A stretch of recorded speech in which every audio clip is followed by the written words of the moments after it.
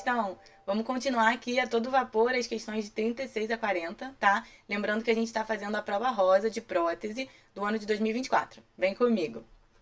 Aqui a gente tem a capa da prova, né? Só confirmando aqui o ano e a especialidade, tá bom? E aí aqui a gente tem a questão 36. Essa questão 36 é uma questão do professor Baratieri, tá? Que é uma das bibliografias que a gente tem relacionada à prótese fixa.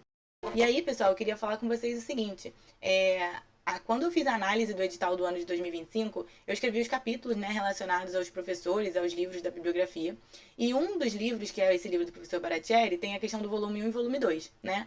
O volume 1, ele é abordado na parte de odontologia geral, mas o volume 2, além de ser abordado na parte de odontologia geral, ele também é abordado na parte específica da prótese, tá? E aí, com relação à parte específica da prótese, eu escrevi para vocês que tinha os capítulos 23 e o capítulo 30, tá? Mas não são apenas esses dois capítulos.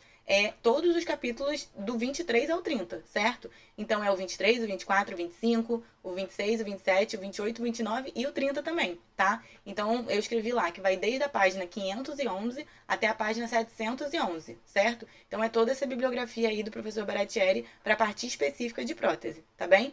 Então é muito importante ficar atento a isso. É um livro tranquilo de ler, assim, ele tem muita figura e figuras grandes, então ocupa às vezes uma página inteira, meia página. Então as páginas passam rápido, tá? A parte escrita mesmo, da leitura, não é muita coisa. Então eu tenho certeza que vocês vão conseguir ler rápido até. Não é um livro difícil de ler, é uma linguagem de fácil compreensão, sabe? Vai ser bem tranquilo para vocês, tá bom? Mas agora vamos continuar aqui para começar a nossa questão 36. Então vamos lá. De acordo com Baratieri, 2010, assinale a opção que completa corretamente as lacunas da sentença abaixo. Então, ele quer corretamente, tá? Então, essa frase aqui, né, esse trecho todo aqui, tá escrito lá na parte do capítulo de preparo para coroas em dentes anteriores, tá bom? E aí, tem escrito exatamente isso, tá? Como regra geral, o preparo para coroas em dentes anteriores necessitam de uma redução incisal. Então, ele quer saber de cerca de, ele quer saber quantos milímetros é a redução incisal do preparo para coroas anteriores. E aí eu trouxe aqui, nesse segundo slide, uma imagem que mostra justamente aqui, ó, vocês estão vendo nessa parte aqui, a redução incisal, né? Aqui a gente tem a incisal do dente, certo? E aqui tá escrito, ó, de 1,5 a 2, tá vendo?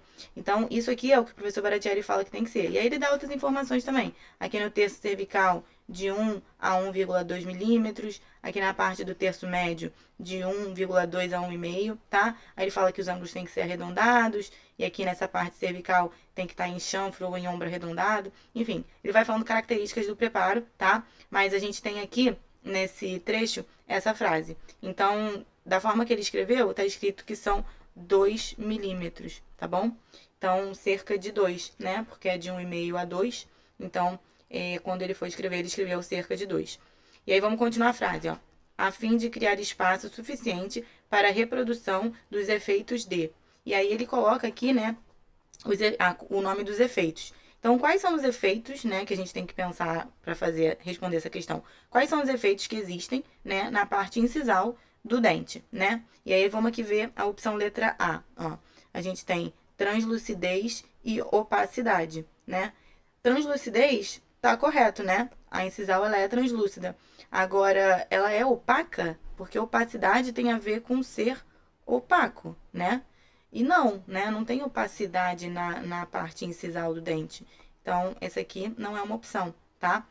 E aí, a gente tá pensando aqui só nessa segunda parte, certo? Em relação, ó, vamos marcar aqui em todas, que a gente tá vendo essa parte relacionada aos efeitos, né? Da incisal do dente. E aí, a gente tem essas opções aqui em todas as questões, tá? Então, a gente já viu que a opacidade não tá correto. Vamos para a opção letra B. Transparência e opalescência.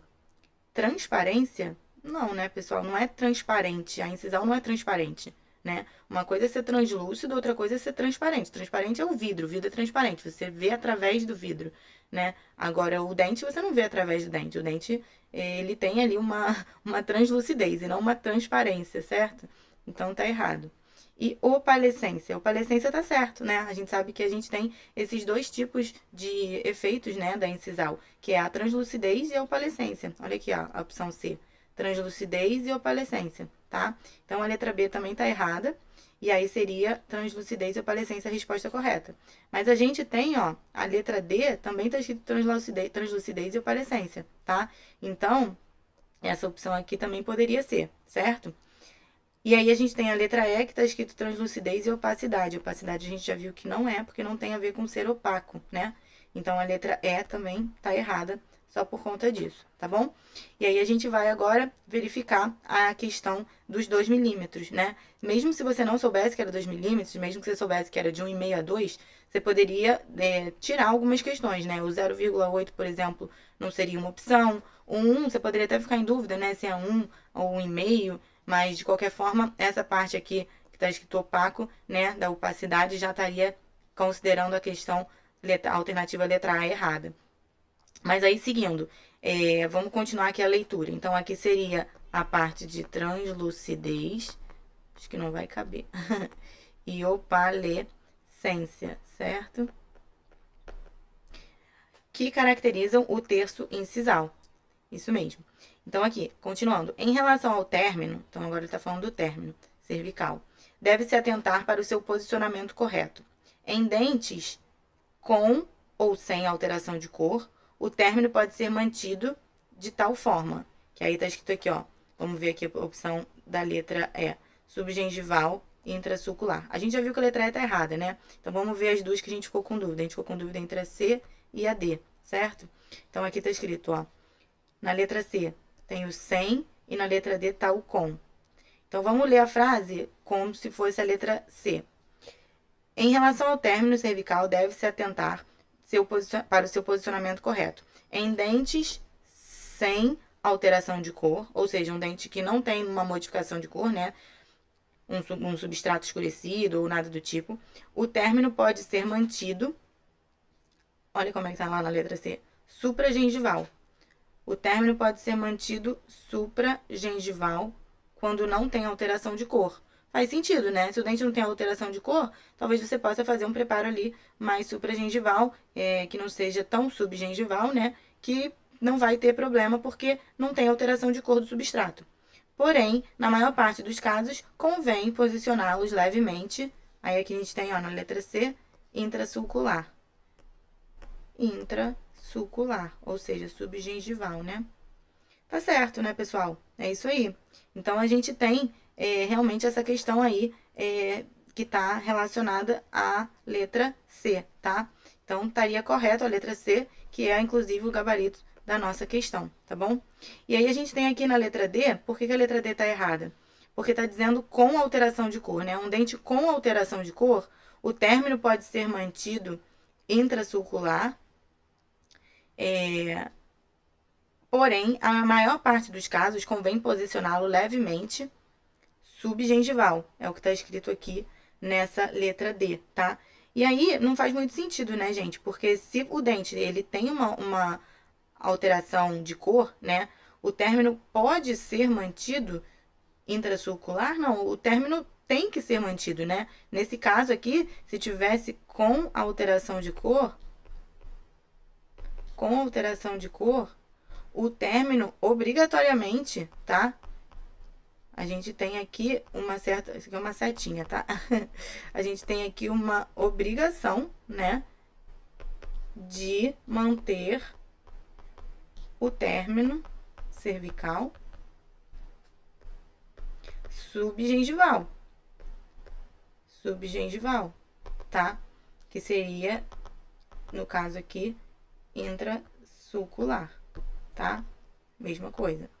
E aí ele continua aqui na frase, né, dizendo, porém, na maior parte dos casos, convém posicioná-los levemente subgengival. Subgengival e intrasulcular é a mesma coisa, né?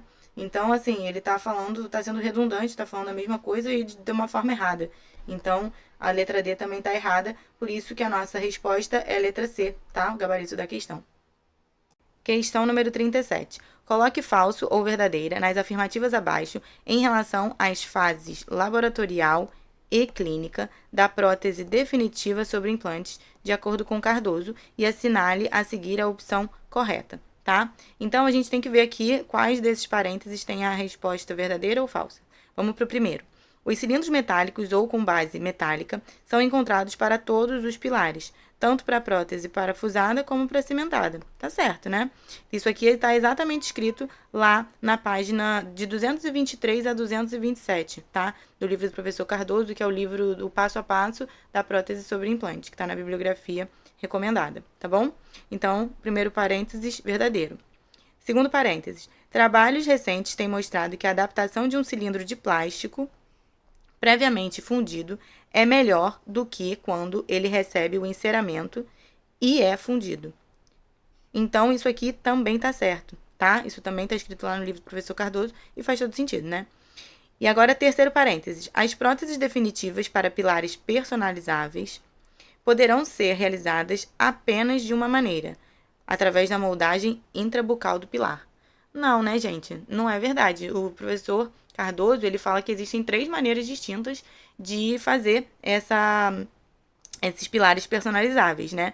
E aí tem 3 tipos de possibilidades. A primeira seria realmente essa moldagem intrabucal do pilar, né? A segunda forma seria a confecção de um casquete diretamente sobre esse pilar. E também dá para fazer, né, confeccionando o casquete através de sistemas digitais e computadorizados que a gente tem hoje em dia, tá? Então não é apenas uma maneira, né? Isso aqui que tá errado, o fato de apenas uma maneira. Isso aqui é uma das maneiras, mas existem 3 maneiras, tá bom? Então, por isso, essa resposta aqui tá, esse parênteses está falso. Vamos para o quarto parênteses. As próteses unitárias podem e devem vir do laboratório com um material estético já aplicado para verificar a forma, o tamanho, a cor e o ajuste da oclusão. Certinho, tá certo. Verdadeiro, tá? Isso aí tá escrito lá no livro e é verdade.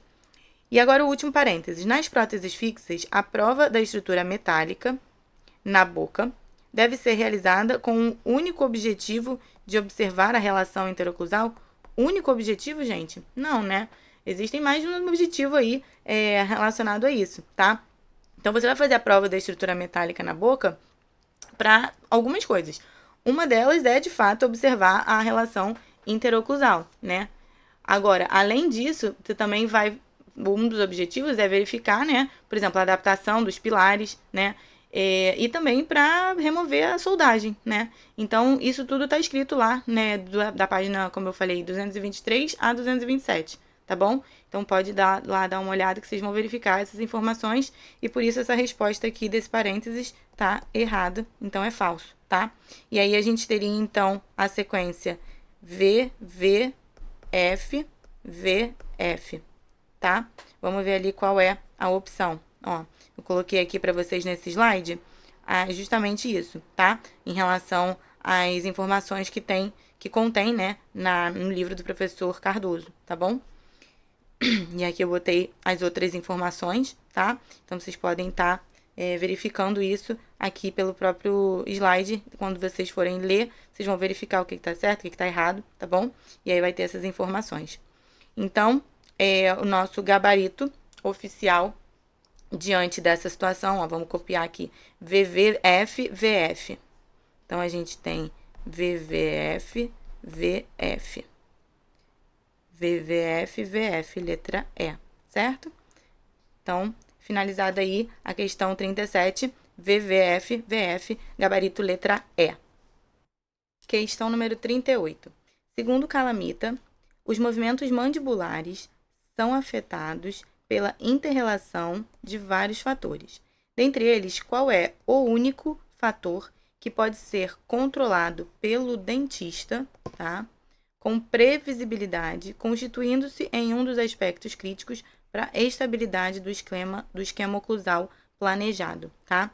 Então, ele quer saber quais dessas situações aqui são fatores que podem ser controlados pelo dentista, né? E que afetam os movimentos mandibulares, tá?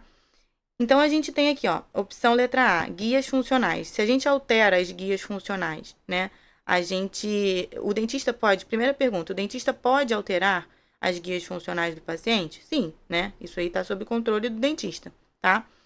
E aí você consegue alterar e ter, por conta disso, um controle, né, com previsibilidade dos movimentos mandibulares que vão ser afetados por essa modificação, tá? Então, sim, é o que a prótese dentária, inclusive, atua, né? Então, tá certo, essa aí é o nosso gabarito, resposta letra A. Vamos ver porque que as outras estão erradas. Anatomia das articulações temporomandibulares, né? Alternativa letra B. Não, né? O dentista ele não tem o controle sobre a anatomia das articulações temporomandibulares. Então, isso não vai ser um fator de controle do dentista, né? Para promover a estabilidade do esquema oclusal, tá bom? Então, tá errado. Letra C, sistema neuromuscular. Tampouco, né? O dentista também não vai ter controle sobre isso. Então, tá errado. Postura da cabeça. O autor, desse livro, o professor Calamita, ele fala que a postura da cabeça, ela de fato existe, né, uma alteração, né, da trajetória de fechamento a partir da posição de repouso mandibular, mas não da posição de MH, né? Então a gente não tem alteração dos movimentos mandibulares, né? Eles não são afetados por conta da postura da cabeça de uma forma significativa e expressiva, como está mencionando aqui na pergunta da questão, tá? Então, não é uma opção aqui pra gente, tá bom? E aí, letra E, posicionamento do disco. O dentista não tem controle sobre o posicionamento do disco, né? Ali na ATM, na articulação, isso aí não tem como ele modificar, a não sei que faça uma cirurgia, né? Mas, assim, teoricamente aqui para a questão, em relação à parte clínica, né, que é o que a gente está abordando nesse livro, e da parte de prótese fixa, não existe nenhum tipo de controle que o dentista faça com previsibilidade sobre o posicionamento do disco para afetar movimentos mandibulares, né? Isso não existe. Então, não, tá errado também. Então, o nosso gabarito, letra A. Agora vamos resolver a questão número 39. Acompanhe aqui comigo.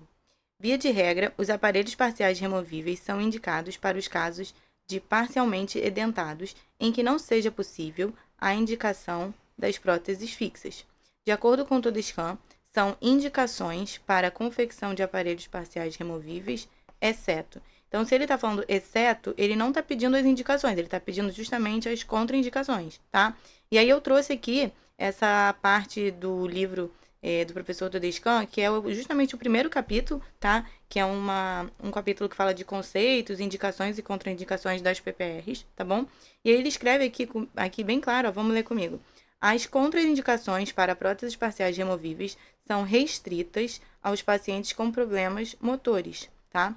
Debilidade mental ou ainda com pobre higiene bucal, tá? Sendo que nesse último caso, acreditamos na possibilidade de reeducação do paciente no sentido de que ele passe a realizar os hábitos de higienização necessários para a manutenção da saúde bucal, tá? Então, ele informa aqui que essas são as contraindicações relacionadas à PPR, tá? Ao uso da PPR. Tá bom? Então, vamos ver aqui as alternativas que a gente tem. Dentes suportes com sustentação periodontal reduzida é uma contraindicação? Não. No livro fala que isso é uma indicação, tá? Então, dentes que têm uma sustentação periodontal reduzida podem ser dentes suportes de PPR, tá? Letra B, excessiva perda de tecido ósseo, mesma coisa, tá? O livro fala que também é uma indicação, tá bom? Então, esses dentes também podem receber uma PPR aí. Letra C, necessidade da recolocação imediata dos dentes anteriores. Sim, né? Se você precisa recolocar dentes anteriores, você tem ausência desses dentes, você pode colocar com PPR, é uma indicação, né? Letra D, problemas motores, ó. Aqui a nossa contraindicação, né? Referente aqui, ó, o que a gente leu aqui no capítulo, nessa parte do livro. Então, essa aqui é a nossa resposta correta, a letra D.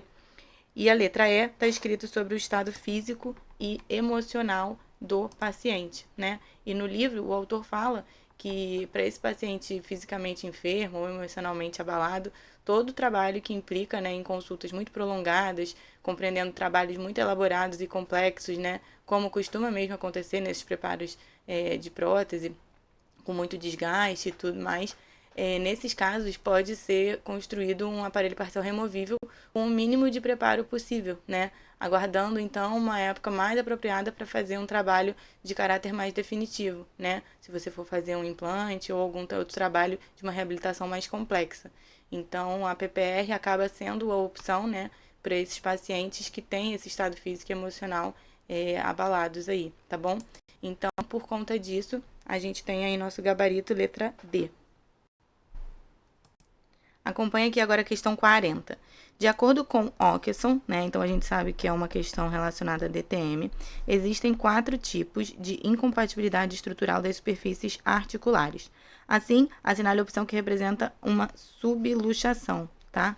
Então, a gente quer aqui, ó, a opção relacionada à subluxação, tá? Quais dessas alternativas aí tá falando de subluxação? E aí eu trouxe para vocês aqui no próximo slide os 4 tipos, tá, de incompatibilidade das articulações. E aí eu trouxe para vocês essas informações, tá? Então vamos ler aqui comigo. Aderências e adesões, tá? Não são sinônimos, tá bom, gente? São coisas diferentes. E aí aqui ele vai explicar, ó. Aderências representam uma fixação temporária das superfícies articulares durante movimentos normais da articulação.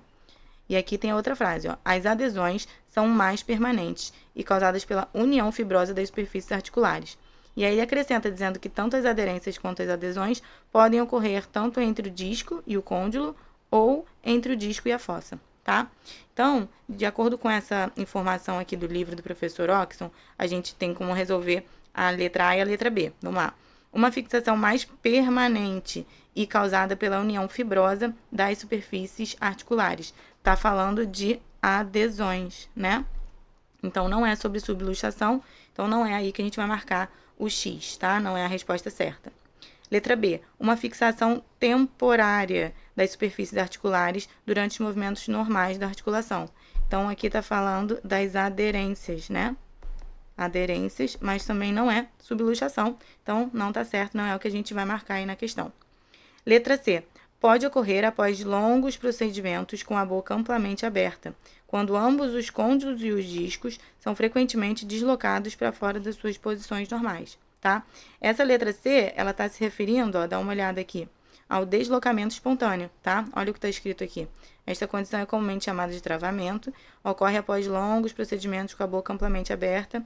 No deslocamento espontâneo, ambos, o côndilo e o disco, são frequentemente deslocados para fora das suas posições normais. Exatamente o que está escrito na letra C, né? Então, a gente tem aqui que a letra C é o deslocamento. Eita, tá falhando. Deslocamento espontâneo, tá bom? Então, essa aqui é a letra C. Também não é subluxação, então não é a resposta certa. Letra D.